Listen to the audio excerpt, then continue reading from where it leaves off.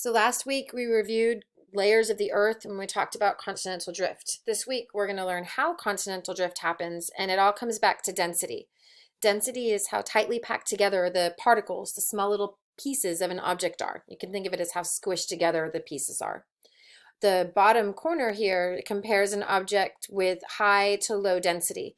Notice that they both have the same size or volume, but the high density has more stuff packed into that volume. This might be, for example, a lead cube, and maybe this is styrofoam or something that, even though it looks to be the same size or is the same size, it feels less heavy. Density is what makes things sink and float. So I can look at these three different objects in water. The two objects on the left are both less dense than the water, so they both float in the water. This metal cube on the right here is more dense than the water, causing it to sink down. What you should notice, though, is that these two objects are floating at different levels. Even though both of them are less dense than water, and both this cube, which I think is cork, and this cube, which is wood, are floating, the cork is less dense compared to even the wood. So notice the cork is higher up than the wood is. The wood cube has more under it, underwater. The cork, less of it is underwater. And that is exactly why the different types of crust float differently on the Earth's mantle. So this slide is one of the slides you need to include on your next open page in your notebook. Copy it down or print it if you have access. What we're thinking about is density. And again, we're talking about how squished together the particles are. Density is the reason that the ocean basins are lower than continents. Both continental and oceanic crust are less dense than the mantle, so both types of crust float on the mantle. Oceanic crust, though, is made up of different, denser rock than continental crust, so it floats lower on the mantle.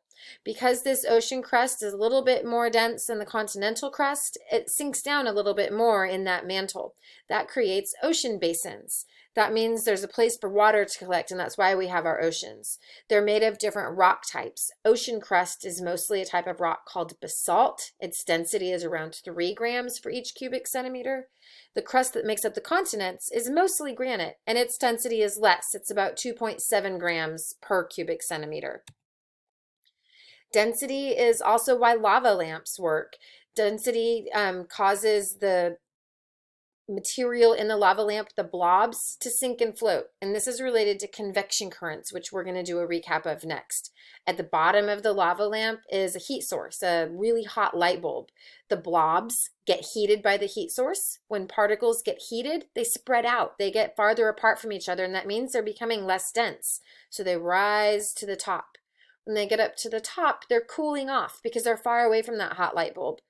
Once they're at the top, those particles cool off, so they get back close together. The blob becomes more dense and sinks. That is called a convection current.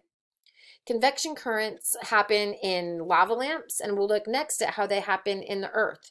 You have the heat source at the bottom. This is like the core. Again, it's heating particles up so they become less dense, they space out, and they rise up. You've all heard that. Heat rises. When the particles are far away from the heat source up at the top of the lava lamp, they get cooled. They become more dense, they get close together, and they sink. This is a second diagram on the next open page in your ISN. You're going to, again, either copy this diagram with labels, add color, or if you have access to a printer, go ahead and print it and put it in your notebook.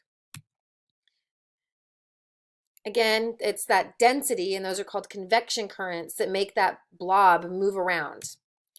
We're going to look this week is how that happens inside the mantle.